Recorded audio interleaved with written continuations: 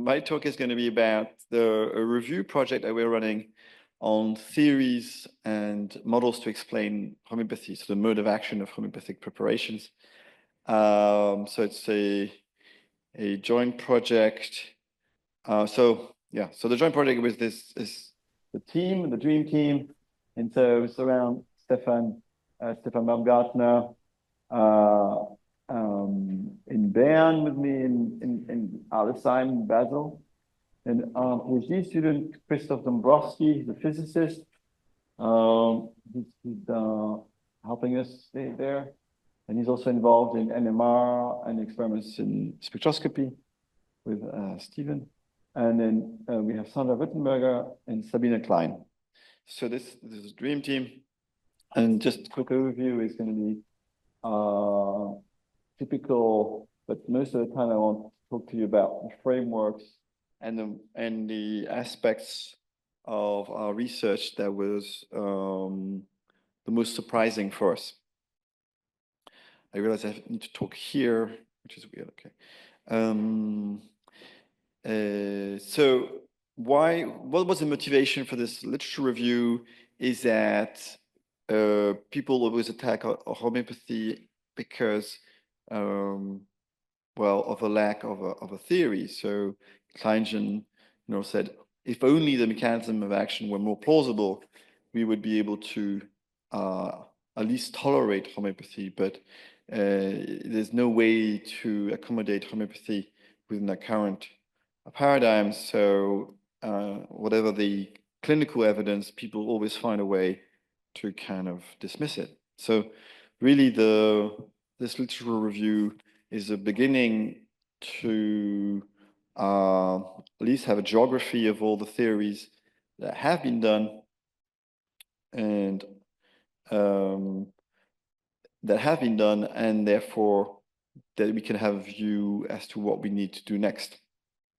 So we went all the way back 200 years. And as I said, the idea is really to use it as a tool for building future theories. And so the database searches were pretty extensive, using just about everything that we could find, with the idea that we weren't to be quite exhaustive in our search, with the idea that maybe there's a hidden theory somewhere that we didn't know about, and therefore really want to be thorough in our search. And so practically, in order to do that, you look for homeopathy, or for keywords for homeopathy and keywords for theory, and you then also discard things that have nothing to do with homeopathy. In practice, that gives a search string, typically, I think this is for Scopus, that looks like this, which is horrendous. So as I said, you've got three parts. You've got your homeopathy first, because now homeopathy, you have to do potentized, you have to do ultramolecular, you have to do ultra high dilutions, you have to look for all these things. And then for all the ways you could say that you're looking for a theory, so mode of action, mechanism, hypothesis, explanation, so all those things. And then we discovered there's a whole field of research to do with Korsakoff syndrome, which is alcoholism, that has nothing to do with homeopathy, so that had to be discarded. Although sometimes you think, maybe that's not. And so, like, pretty typical inclusion criteria, in particular, I removed books, proceedings, and things like that. We're pretty inclusive in terms of languages. I think we haven't really excluded anything on the basis of language. And that's pretty standard, really. What's quite surprising is we had 8,600 references to start with. So that's our starting point is very wide net at at 8,600 references, coming down to 2,000 references now that are kind of being processed now. Well, that have been partially processed, as I'll show you now. And so what we see is what we extracted so far is some very basic data, which is publication year, the country, language, scientific framework, which is something I'll come back in a second. And then aspect of homeopathy investigated, I'll also come back to that. Now, this first extraction is for us to get an idea of what's around and get an overview of all the theories that have been around. Our aim is in the next publication to compare and contrast the different frameworks, as I'm going to show. So quickly then, in terms of dates of publication, you see actually nothing much happened before 1990, 1980. That reflects also, it's also a general reflection of the field in science, where there was an explosion of publications from the 80s. But here you can see, so Germany was the first kind of big driver, and then you have different countries coming in and through time. The data extraction I told you about, the aspects of homeopathy. In homeopathy, there's two contentious principles that you can look at: the minimum dose, or potentization process. That's one contentious aspect. And then the similar principle, the idea that you would give a substance that produces similar symptoms to heal somebody. So there are quite different principles that are contentious in homeopathy, and both have been researched. And so we extracted those. And then under potentization, you have dilution and dynamization. And in law similar, you have the concept of symptom matching and the concept of proving, where you're generating symptoms in somebody. So all this was extracted, and no big surprise, the concept of potentization is the one that's overwhelmingly, well, not overwhelmingly, but mostly being studied. And this 20% used just the similar principle. Now, I told you about the frameworks definition, and that's really, I think, the most important thing that I wanted to tell you about today is that we started with something like 74 theories in our initial extraction. And then we trying to say, okay, well, let's group them together and see, like if they're similar. And what's very interesting is that we came up with the concept that Paolo just dropped the word framework as well, but it's exactly where we came as scientific frameworks. And so a framework is a set of conceptual concepts or theories that underpin a particular scientific discipline, field, tradition, or approach. These frameworks serve as a lens, even if unconsciously, through which research questions are approached, methodologies are selected, and findings are interpreted within a given area. You'll see that they form quite well-rounded mental conceptual spaces where people can spend their whole lives. And these frameworks guide the organization of knowledge for ourselves internally, and influence the assumptions and methods used in our investigations. So, and we were not restrictive in what types of frameworks we included. Well-established frameworks were allowed, as well as more fringe or emerging frameworks. So the process looked a bit like this. So as I said, we came up with 74 frameworks initially, and then we kind of merged them in different ways, simplified, and came up with new frameworks and then re-updated until the final process. We only have 14 frameworks. And so in the final frameworks, we have 14 of them. And as you run your eye through them, you won't be surprised, I think, to see what they are, because you know them. They're just written down for once as a list. There's two surprises. One is on this list, we'll talk about later. One is not, I'll talk at the end. So to show you, give you an example, for example, is water structures. So water structures, you can get completely engrossed in water class structures and try to explain homeopathy through the notion of class rates, that everything is explained by water structures, that you might have a way to encapsulate your solute and record some kind of shape of the solute and so on and so on. So you can really go down into the theory, how to do it. So exclusion zone water from Professor Pollack might be, was put into this category, although it's slightly different. But it's this idea that you have water structures. And then very different, but you can see already how it goes, is nanostructures or nanoparticles. And here the whole concentration of the effort is towards 1 to 100 nanometer size particles, and that they have these amazing properties, that they're present, and that they have different structures, and that they have, that they might be even nano bubbles or things like that, or nanostructures.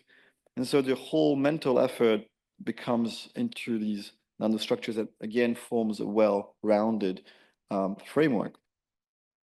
Chemistry is so less often used in homeopathy, but we found a few examples of people using pure chemistry principles to try to explain homeopathy.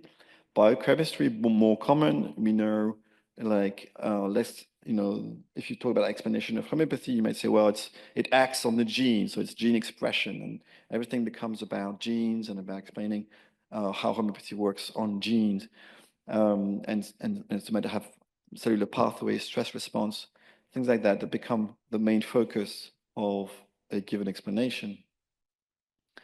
Hormesis, just mentioned before as well. Now, hormesis is this kind of dose-response relationship. It's actually an observation. It's not a theory as such, but it's often in literature on homeopathy being put forward as a theory, although it's technically speaking an observation. So that's interesting. It's just got there. Biophotons, again, interesting conceptual framework. It's like the idea that somehow there are specific photons that are somehow special to biology and to homeopathy, that have special properties like coherence or something that would be key to the whole process, key to life, say key to homeopathy. And again, you can get yourself wrapped into those. Electrodynamics, again, now it's all about electricity, electromagnetic fields, and their interactions. So we have a few papers that use exclusively electrodynamics to explain homeopathy. General physics, a few papers there that use kind of broader principles of physics, syntropy, so the idea that life goes against entropy, and some weird concepts like retrocausality. But they're built upon more general principles of physics, and so there's a few of those. Now, as we're getting more and more conceptual, we have the mathematical models. There's a few of them that are purely based on mathematics, using statistics or computation or differential equations to build models of how homeopathy works. And then some of them that quantum physics. So Paolo's quantum coherence fits into the quantum physics, quantum field theory, coherence, superposition states, things like that you can have in big bag of quantum physics. And here in this particular quantum physics bag, we're quite strict. That is, these are using classical quantum field theory, classical quantum. So I don't mean classical, I mean conventional, accepted, mathematically founded, grounded theory of quantum physics. Because then you can move to weak quantum theory. So weak quantum theory is an extrapolation of quantum mechanics that postulates some principles derived from the quantum space that would be applicable to the macroscopic space. So particular principles of entanglement, that you might have an entanglement between your remedy, your patient, and maybe your practitioner. And if you start to visualize those, that might be the explanation of how homeopathy works. And weak quantum theory is characterized by the fact that it does have a formalized mathematical framework, although it's not the accepted mathematical framework for full quantum theory. And then you've got the further looser applications of quantum theory, which is quantum analogies. And there is no formal mathematical framework anymore. It's just kind of ideas coming out of quantum theory. So quantum healing, or some extrapolations of quantum that that are useful, and just ideas about how homeopathy would work using these analogies. A well-formed one is the complex systems. Professor Iris Bell has written a lot about the complex systems, cybernetics systems. So there you have a lot of complex organic systems like humans and life in general as complex systems of interaction between all the chemical processes happening.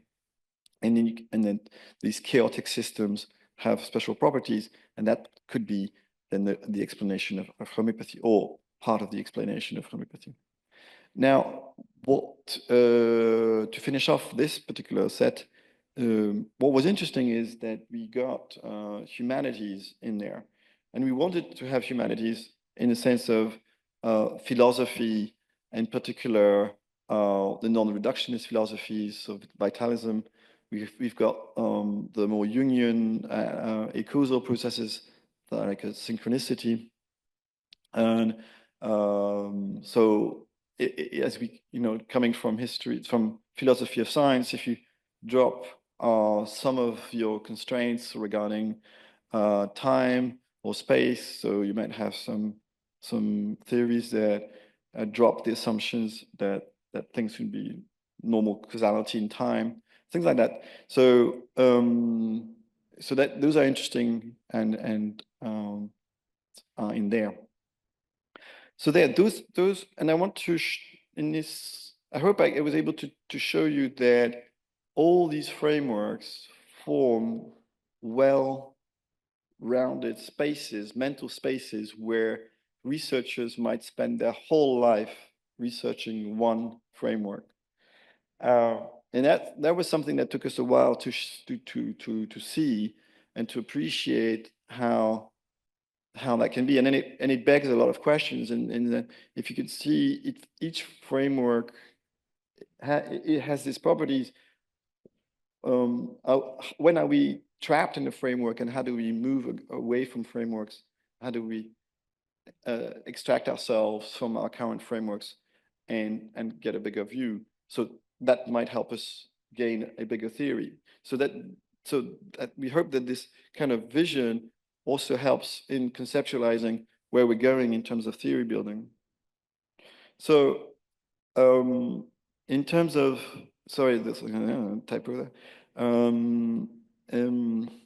So just to show you roughly how many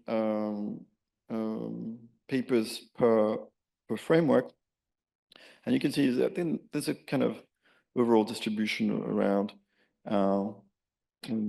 as you would expect. I mean, there's nothing particularly there that's striking, but preempting or preempting a question that you should ask, is the missing framework here. Anybody spotted the missing framework?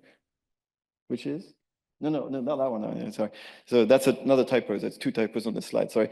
But apart from the missing one, in my 14, which framework is missing? Humanities. No, humanities is here. Humanities is here.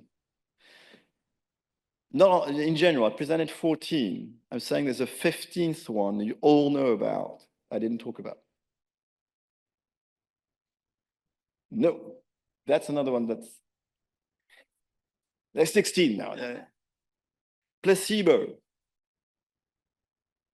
And so the big surprise for us was that placebo, which we had allowed conceptually in our searches, did not come across. It was funny because we explicitly allowed it in our frameworks. We had it in our frameworks, and then we realized there was nothing in it. Like no paper actually fitted into framework placebo as a placebo framework. And so it showed that actually none of the detractors of homeopathy actually articulated the placebo argument in any way that was sufficiently solid that it came out as a proper theory. It's never been articulated as a full-on explanation, because you can't actually if you try, because there's too many things that it contradicts. But the literature just, there are all these things about placebo, but actually the literature there's nothing. So very interesting. And so this is what it looks like if you look over time at your publication at your frameworks. So you'll see there's some quantum stuff here, and the nanostructures coming up around here. Water structures were the first thing that was really looked at. So it's just interesting to see over time how this has evolved. Also, the aspects, as I mentioned, most of it has gone into the potentization principle. So the yellow really takes over time, because that's really what has gathered the most attention. And that's per framework, but there's no big surprise. Anyway, so good. Actually, so that's it for me. Actually, I'm quite fast. So as I said, there's a first publication with all this and a bit more underway, going over the different frameworks. And then we're aiming at a second publication where we'll go over the frameworks, but now trying to see which ones are more candidates for pushing forward in terms of verifiability, compatibility with current frames of research, and so on.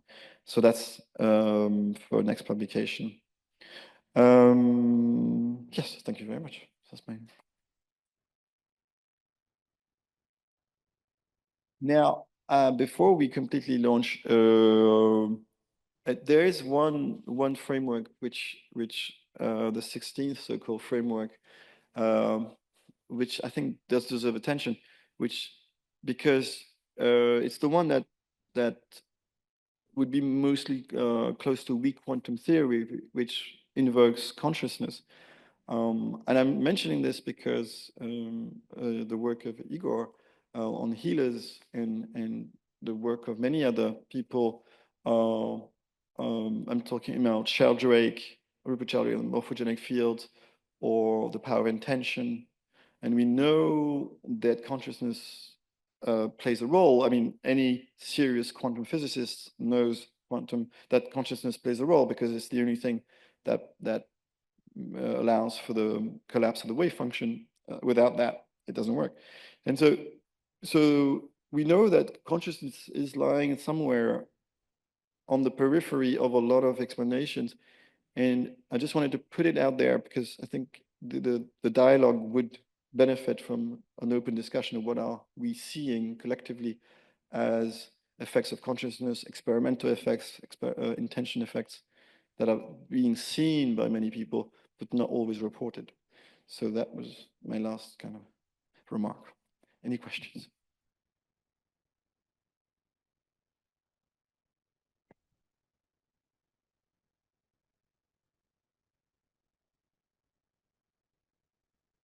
Pierre, please use your mic. Thanks. Okay. Do you want to know why you want to put?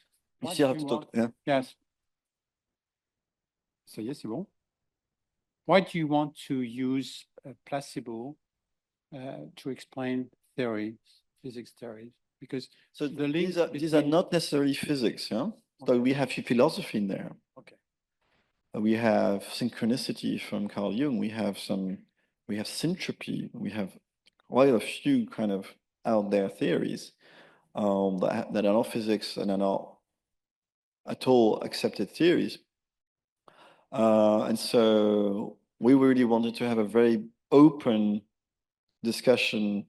And so we expected placebo to be a fully fledged out and articulated theory that we would put into our exposition, but it didn't came across. Yeah, there you go.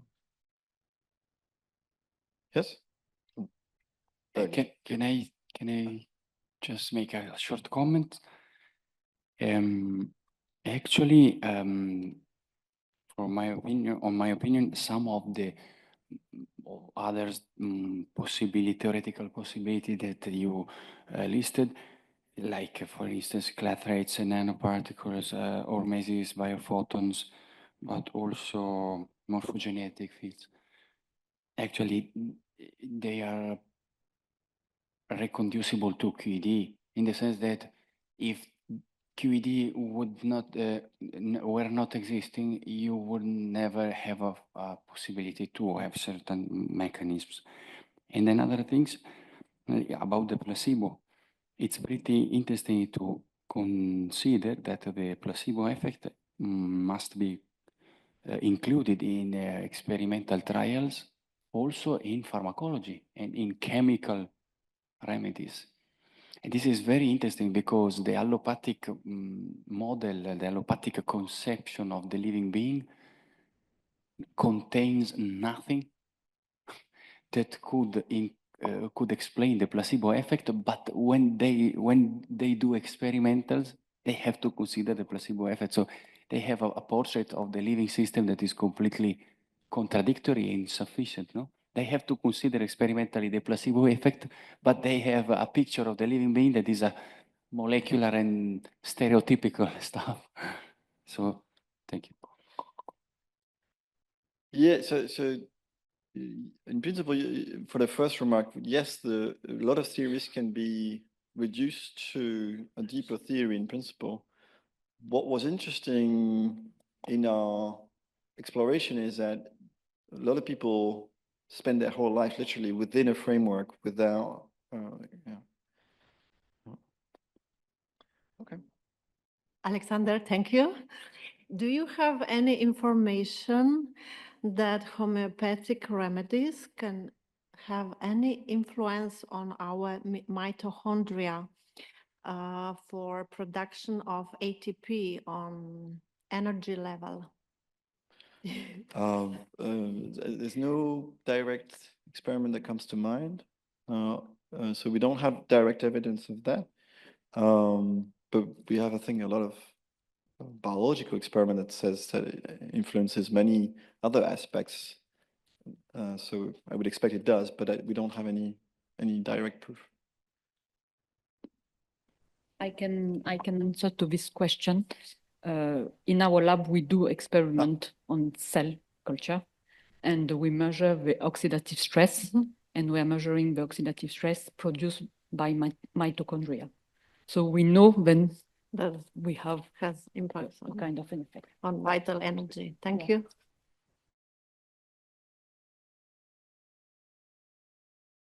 Amazing research. Finger crossed for work in progress.